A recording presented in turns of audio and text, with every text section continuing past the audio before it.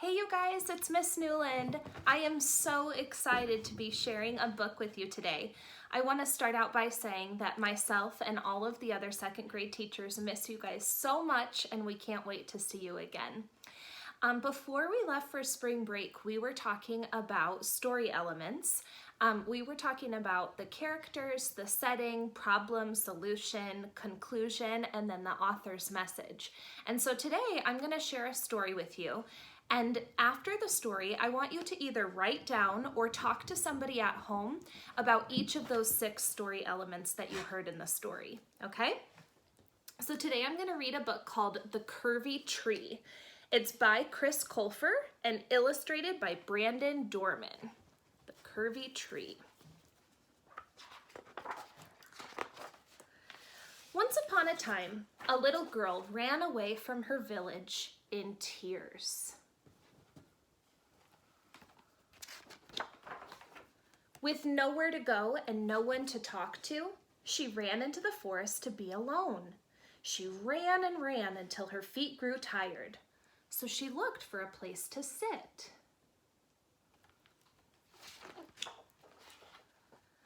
Most of the woods had been cleared out by loggers, but in the very center of all the stumps was a curvy tree standing alone.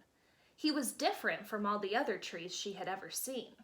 His roots were winding, his trunk was curled, and his branches looped toward the sky.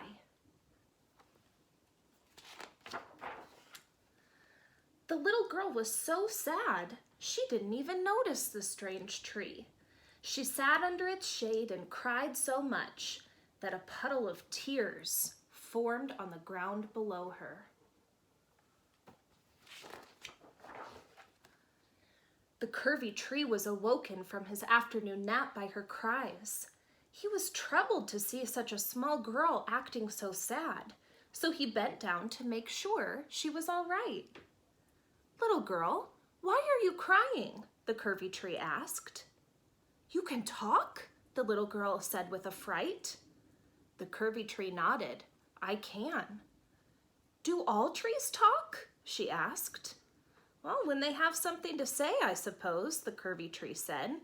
"We can talk, laugh, sing, and cry when we're feeling blue. That's why I'm wondering, what's troubling you?" "The other children in my village are very mean to me," the little girl said with a sniffle. "They make fun of my glasses and they tease me about my hair. They say that I talk funny, I'm not pretty, and I'm not smart." "Oh, that's silly," the tree said. "I'm just a tree and even I can see that isn't true. Those village children would be lucky to have a friend like you." "No matter how nice I am, they're never nice to me," the little girl said. "I don't think I'm ever going to find a friend."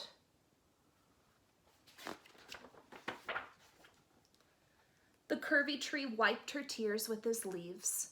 He thought about her troubles and was reminded of something that had happened a very long time ago. "May I tell you a story?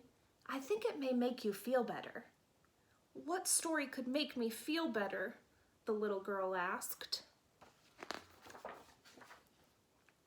"It's my story," the tree said.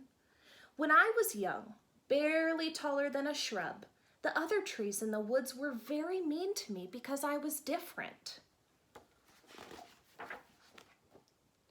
They made fun of my winding roots, my curvy trunk and loopy branches. It made me sad, and I used to cry myself to sleep every night.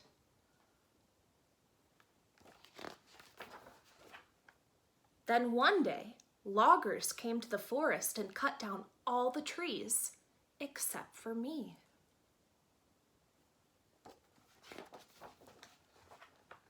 They thought I was too curvy to be a chair, too twisty for a table, and too loopy for a house, so they left me all alone in the woods. Being different may have been difficult, but it's what saved me."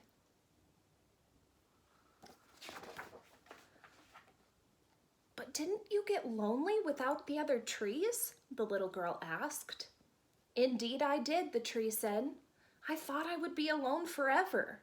But then I grew, and I grew, and then I grew some more. I grew so tall that I could see far into the distance, and it made me smile." "Why?" the little girl asked. "What did you see?"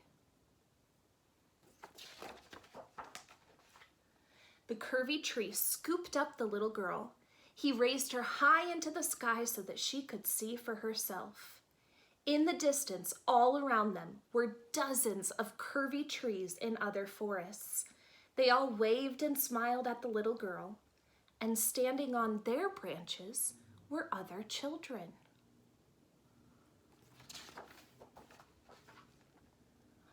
"Those children are all like me," the little girl said with a smile. "You may feel different and you may feel alone, but one day you'll grow and discover there are many friends to be found if you look past the horizon," the tree said. "There's no reason to cry, for you see, in every forest, there's a curvy tree." The end. Okay, so you guys, I want you to either write down or talk to somebody at home about who were the characters in this book, what was the setting, so when and where did the story take place, what was the main problem, and how did that problem get solved, what was the conclusion, so how did the story end, and what was the author's message, what was the author trying to teach you in this book.